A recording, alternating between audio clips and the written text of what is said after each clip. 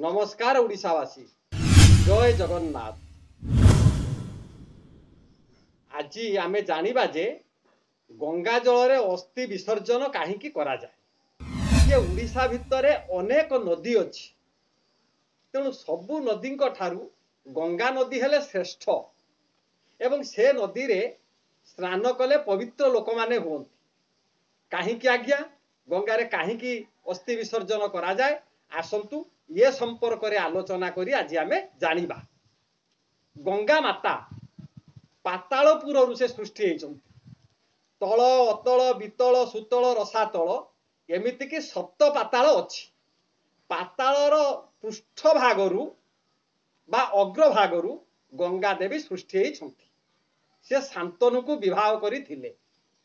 तांकर वैवाहिक जीवन किछि दिन परे दिने शांतनु कहिले, गंगा तमे मर्त्यपुर को जाओ, मर्त्यपुर रे पापी मानकर पाप को तमे धौत करिवो एवं सेमानंकु मुक्ति प्रदान करिवो। स्वामी कथा रे गंगा टिके हसी देले एवं कहिले, हे स्वामी मु मर्त्यपुर को जीवी सत्य, हेले मु जते बेले मर्त्यपुर को जीवी मते किए अटेके ही रखिवो।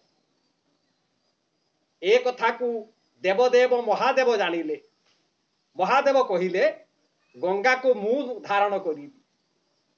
तेणु शिवंक ठारू अभय बाणी को पाई गंगा देवी पातालपुरु बाहरिले। सुंदर भावरे श्रीमद शंकराचार्य वर्णना करिसंती।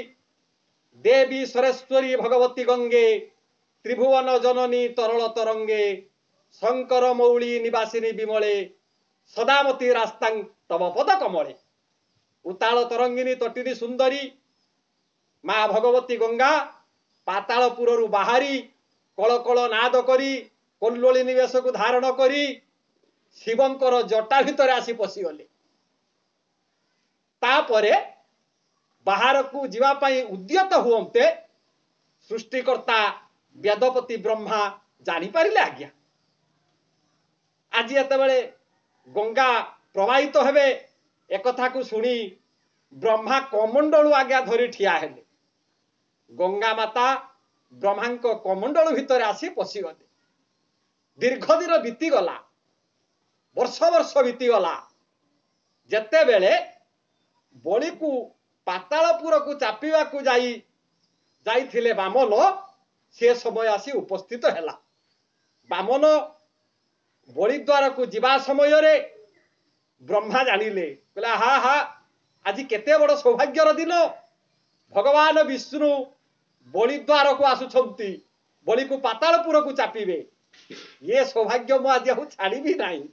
या चिंता करी ब्रह्मा आज्ञा रास्ता रे ठिया हेले। तेरे बामन चली लावण्यम गोष्ठ मात्र जगत वसु तिलकम पुस्तकं वर्णमाला। ब्राह्मण रूप को धारण करी बामन जते बेले चली ब्रह्मा तांकर पथरोध कले एवं कहिले, हे भगवान विष्णु मु आपणकर पाद को धौतर करी छाड़ी देबी नहीं। तत्क्षणात् ब्रह्मा पृथ्वी उपरे पाद रखिले, तांको पाद उपरे बामनंकर पाद रखिले। गंगा जल रे भगवानंकर पाद को से धौत कले, किंतु जल टोपे तल को पकाइले नहीं। जदि गंगा जल टिके तल को पड़ी जाई थांता ताहेले गंगा माता प्रवाहित ही बही जाई थांते। तेणु सेही ठारे बामनंक नख कुण रे गंगा देवी आज्ञा लुचिकी रहिले, विष्णुंकर नख कुण रे लुचिकी रहिले। त्रिपथ भेदिनी गंगा स्वर्ग मर्त्य पाताल त्रिपुर रे से भेद करिसंती। जो गंगा आज्ञा शिवंक जटारे थिले, जो गंगा ब्रह्मांकर कमंडल मध्यरे थिले, जो गंगा विष्णुंकर नख कुणरे थिले, से केते पवित्र ही नथिबे आपण माने चिंता करंतु। एडे शांतनुंकर निर्देश अछि, पापी मानकर पाप को धौत करिबा पाई गंगा मर्त्यपुर को आसुचंती। भगीरथ जतेबेले कपिल वंश को उद्धार करिबा पाई तपस्या कले, माँ गंगा देवी प्रसन्न हेले एवं भगीरथ मर्त्यपुर को गंगा बुहाई थिले। सही पवित्र गंगा जल रे जदि अस्थि विसर्जन करा जाए ताहेले से मृत व्यक्तिर जीवात्मा मुक्ति लाभ करने संगे संगे देहरे थिबा तार जेते गुड़ाए सब पाप ताप सब खंडन हुए बोली आमर पुराण मानकरे वर्णित अछि। गंगा माता तांकर जल होछि पवित्र, जो स्थान रे तांकर जल पड़िबो से स्थान होछि पवित्र स्थान। सर्व पाप क्षय करीम, सर्व पाप को से खंडन करिवार शक्ति अछि।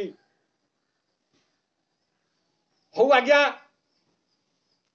आज मोर दर्शक बंधु माने श्रवण करुथिले गंगा जल रे काहीकि अस्थि विसर्जन करा जाए ये संपर्क रे आपण माने जानिले मु दर्शक मान को अनुरोध करुछि जदि मोर वीडियो भलो लागु थाए ताले सब्सक्राइब टिए करिवे, हमर चैनल आगो को बढ़ाइबारे लागिबे।